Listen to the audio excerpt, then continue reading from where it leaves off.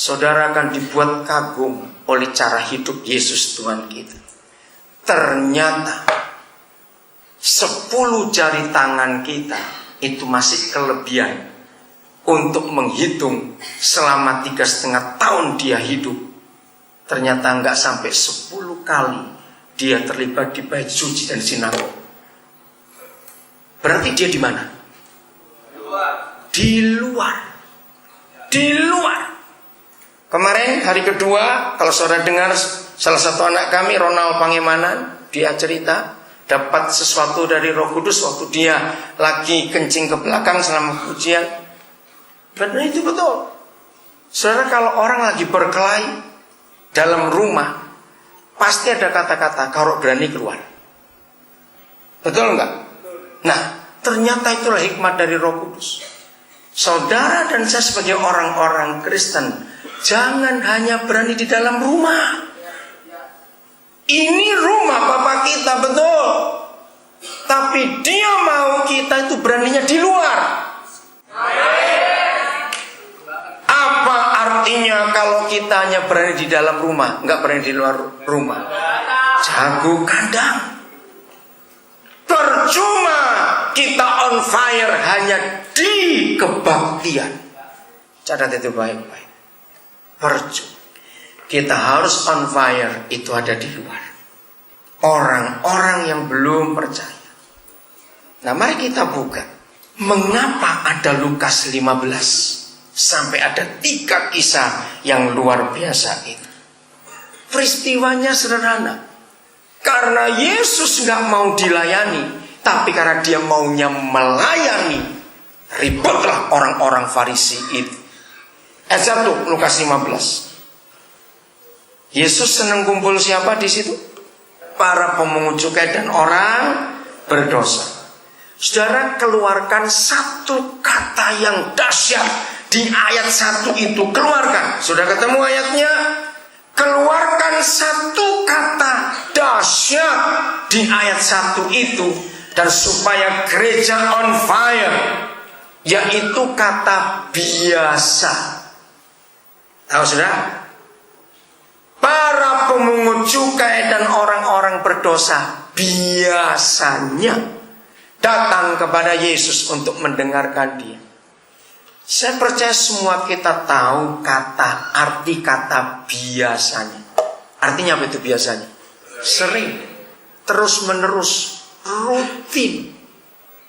Mari kita jujur. Selama Tuhan Yesus ada di dunia, yang menjadi counternya, menjadi lawannya, menjadi musuhnya, selalu imam-imam orang Farisi dan ahli Taurat. Selalu mereka. Dan itulah tokoh-tokoh munafik itu. Hidup beragamanya luar biasa. Nah, ketika kelompok hebat itu, saya tanya kepada saudara, terhadap 2 kelompok yang biasanya datang kepada Yesus, ya, 3 kelompok, ahli Taurat, imam-imam orang Farisi. Terhadap 2 kelompok yang biasanya, yang sering, yang terus-menerus datang mendengarkan Tuhan Yesus, yaitu para pemungut cukai dan orang berdosa. Saya tanya kepada saudara, bagaimana reaksi 3 kelompok ini terhadap 2 kelompok itu? Coba jawab. Bagaimana sikapnya? Musuhan. 3 kelompok Yahudi tokoh agama itu gak suka dengan mereka. Dengarkan kalimat ini, hamba-hamba Tuhan, gereja Tuhan. Jadi gereja yang benar seharusnya yang biasanya mendengar para pendeta khotbah itu bukan orang Kristen lagi. Seharusnya gereja yang benar yang mendengarkan para hamba Tuhan khotbah adalah pelacur-pelacur dari Taman Sari, Mangga Besar, penjual-penjual obat bius, pengedar-pengedar itu. Harusnya perampok-perampok, preman-preman, anak jalanan yang biasanya mendengar Yesus bicara lewat gini. Kalau saudara mau on fire, siapkan diri saudara didatangi orang-orang bau itu ke sini. Kurang dengar saya ngomong. Kalau saudara ingin on fire, siapkan diri untuk orang-orang yang berbau busuk itu datang ke sini. Saudara, ayo kita mulai sadar kata on fire ini. Maka itu ketika kita pilih-pilih orang berdosa, saya mau orang berdosa yang baunya harum. Saya mau orang berdosa yang pakaiannya bersih. Saya mau orang berdosa yang kelakuannya begitu. Maaf, saudara belum Kristen. Nah, ayat 2, lihat Lukas 15 itu. Yesus duduk makan.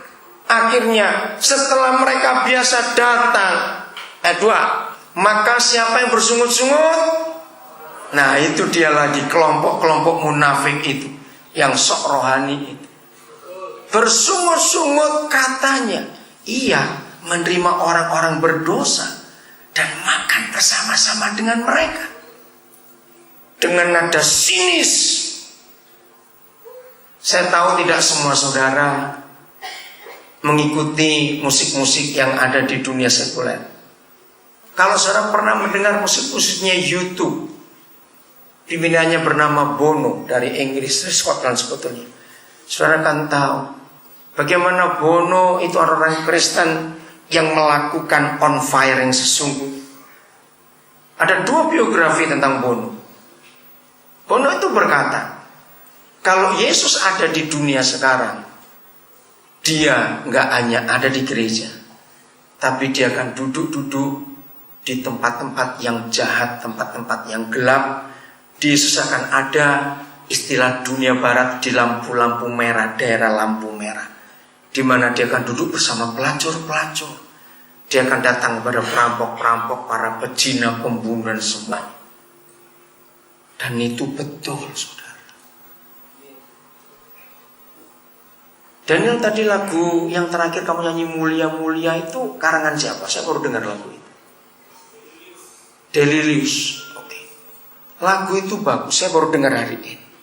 Mulia, mulia. Bagaimana dia mengubah hidup kita, memulihkan kita. Saudara, kalau kita on fire, ketika kita menyanyikan lagu itu, harusnya kita begini. Bagaimana saudaraku yang sebelah, bagaimana orang lain. Jangan nyanyi hanya untuk dinikmati buat diri sendiri saja. Ingat orang lain bagaimana. Yang belum pernah mengalami pemulihan dalam hidup.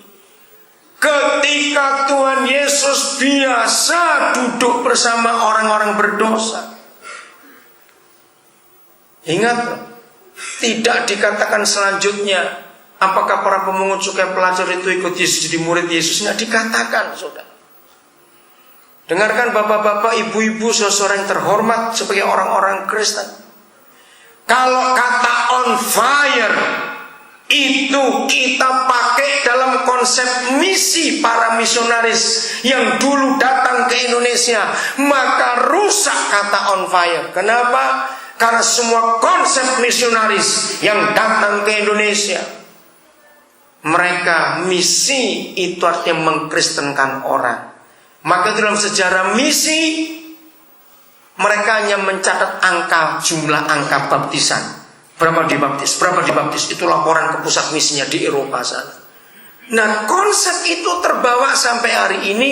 Itu yang menyebabkan kenapa orang-orang Kristen takut untuk nginjil. Karena konsep itu ada. Karena kalau kita nginjil on fire, harusnya mereka jadi Kristen semuanya. Nah, ini yang masalah. Saudara, Tuhan Yesus saja, begitu orang-orang yang dijamah, disembuhkan, alami mujizat, mau ikut dia tolak. Aneh bukan? Kenapa dia tolak? Jangan ikut aku. Nah, misi salahnya di dalam konsep ini. Mengapa Tuhan Yesus menolak orang-orang yang mau mengikuti dia setelah dia menyembuhkan orang-orang itu? Alasannya cuma satu, supaya mereka kembali ke daerahnya dan jadi saksi di sana. Jangan ikut aku lagi. Kita lihat hati misinya luar biasa. Kamu pergi, cari teman-temanmu yang sama-sama, pergi, jangan ikut aku. Pernah baca ayat seperti itu? Yesus tolak mereka, jangan ikut, kamu pergi. Saudara, saudara akan dibuat kagum oleh cara hidup Yesus Tuhan kita. Ternyata 10 jam